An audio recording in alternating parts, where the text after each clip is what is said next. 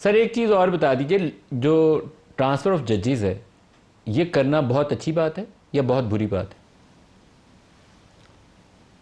دیکھیں، transfer of ججز کی جہاں تک بات ہے، یہ کہ ججز کو ان کی رضامندی سے بغیر ٹرانسفر کیا جا سکتا ہے، یہ چیز شروع میں بھٹو صاحب نے یہ 1976-77 میں جب وہ پانچویں چھٹی آئینی ترمیمیں لے کے آئے تھے، اور اس وقت بھٹو صاحب اس وقت during the end of his tenure وہ کوشش میں تھے کہ جوڈیشری کو کنٹرول کیا جائے۔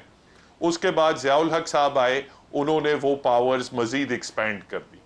18ویں ترمیم میں تمام جماعتوں نے مل کے کہا کہ یہ جو ججز کو ٹرانسفر کیا جاتا ہے ان کی رضامندی کے بغیر، یہ ایک عدلیہ کی آزادی کے خلاف ہے، تو انہوں نے رضامندی کی کلوز اس میں انسرٹ کر دی۔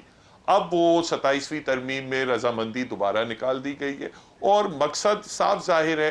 دیکھیں، جس طرح کوئی پولیٹیکل گورنمنٹ جو ہے وہ بیوروکریٹس کو کنٹرول کرتی ہے، وہ اسی طریقے سے کرتی ہے کہ کسی کی لاہور کی پوسٹنگ ہے، اس کو اٹھا کے باہولپور بھیج دیا، کسی کی کراچی میں پوسٹنگ ہے، اسے گھوٹکی بھیج دیا۔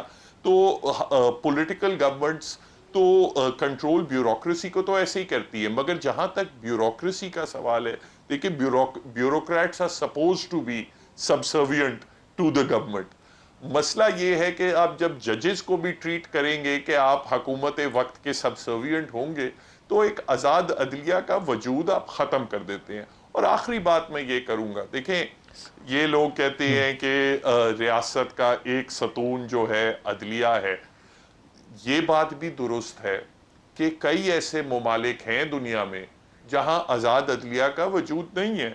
آس پاس میں آپ دیکھ لیں، آپ سعودی عربیہ میں دیکھ لیں، نارتھ کوریا میں دیکھ لیں، کئی ایسے ملک ہیں نہیں ہے کہ وہاں کبھی آپ سنیں، چائنا میں دیکھ لیں، کبھی سننے میں نہیں آئے گا کہ عدلیہ جو ہے وہ حکومت کے کسی فیصلے کو ریورس کر رہی ہے، کوئی بلاک کر رہی ہے۔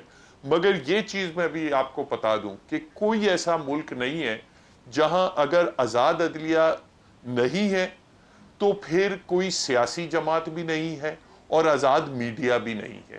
یہ تین چیزیں جو ہے نا، یہ ساتھ ساتھ چلتی ہیں۔